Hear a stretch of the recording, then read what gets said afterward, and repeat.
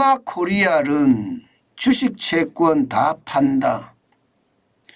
제가 이 부분에 대해서 여러 번 경고를 했죠.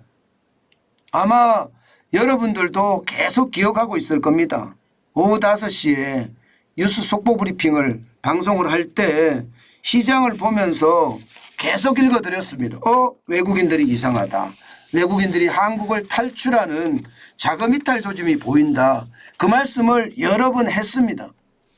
그런데 이제 정부에서도 인정하기 시작했어요. 그만큼 말입니다. 위협적인 요소가 됐다는 거예요. 이 비상경제대책회의에서 말입니다. 외국인들의 탈출 한번 들여다봐야 된다 하는 이야기가 나오면서요. 추경호 경제부총리는요. 각별한 경계심을 갖고 대응하겠다 이런 표현을 썼습니다. 비상거시경제금융회의라는 게 이게 그만큼 말입니다. 거시경제니까 큰 틀에서 경제를 바라보는 거거든요. 그런데 외국인들이 빠져나가는 것 아무래도 정부가 이제 신경 쓸 때가 됐다 이렇게 보는 겁니다.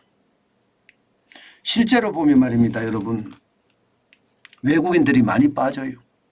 보시는 것처럼 8월에 외국인 상장 채권 매도액입니다.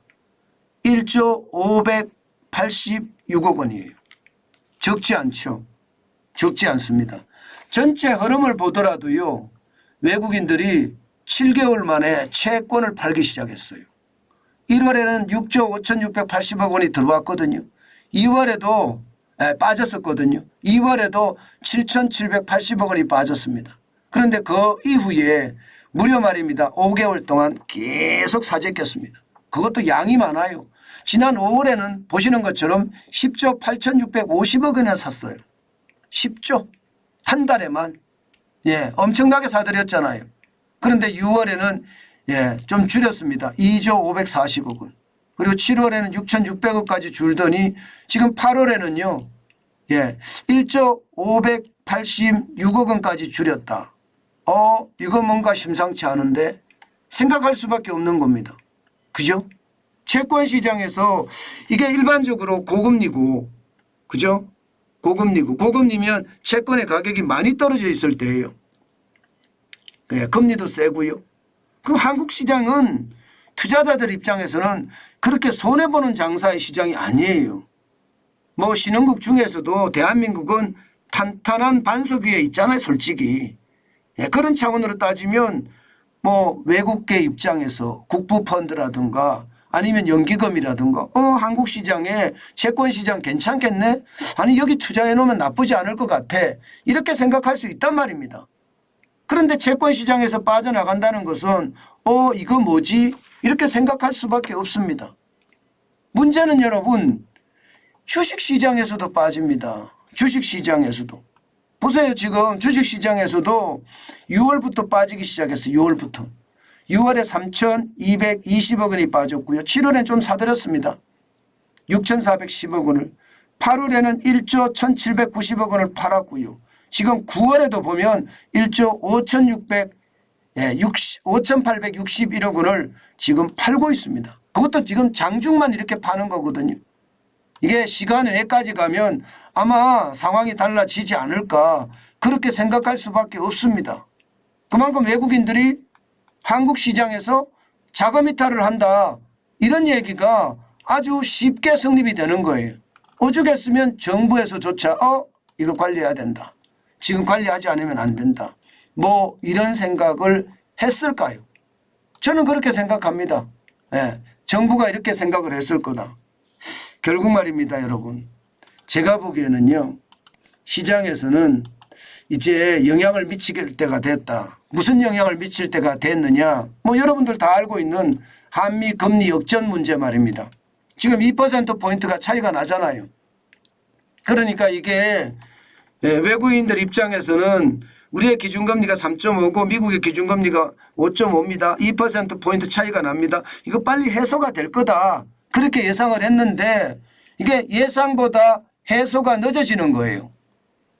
예상보다 해소가 늦어지니까 주식시장에서도 팔고 채권시장에서도 팔고 이제 미국으로 돌아갈래?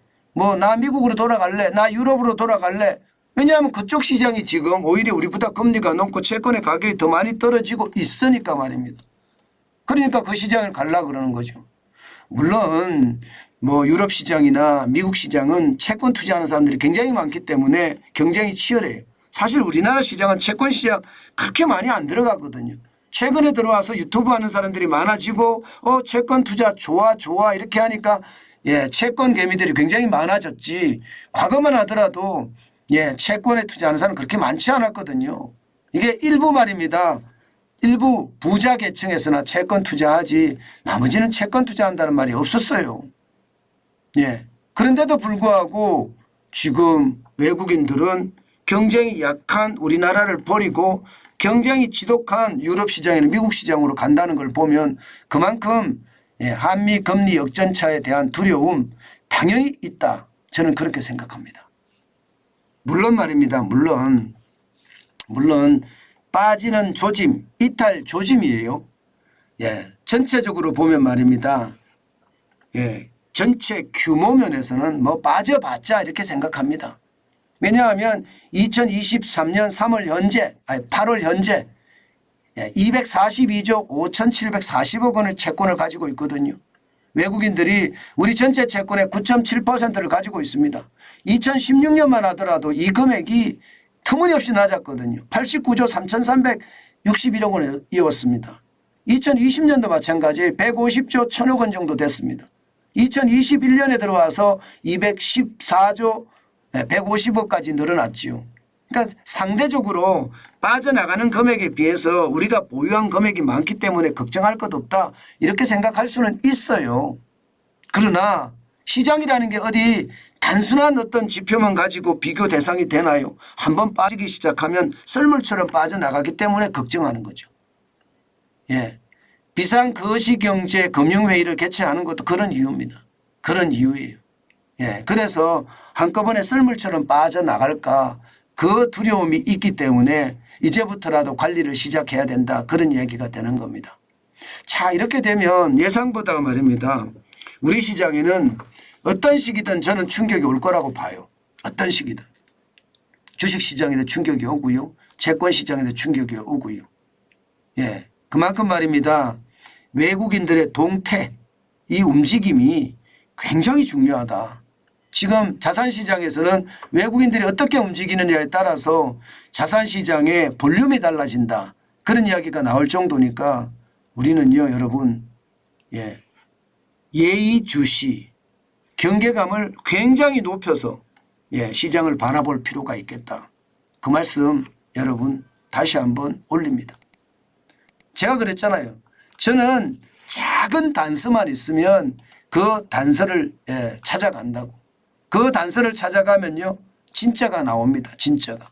그래서 저는 그 진짜를 찾아가기 위해서 굉장히 노력하거든요. 아마 여러분들에게 외국인이 정시를 탈출한다. 외국인이 채권시장을 탈출한다. 이 말이 지금이 시작이 돼 도화선이 될까. 제가 그 말씀을 드리는 거지 절대 금액은 아직 여전히 많다예요.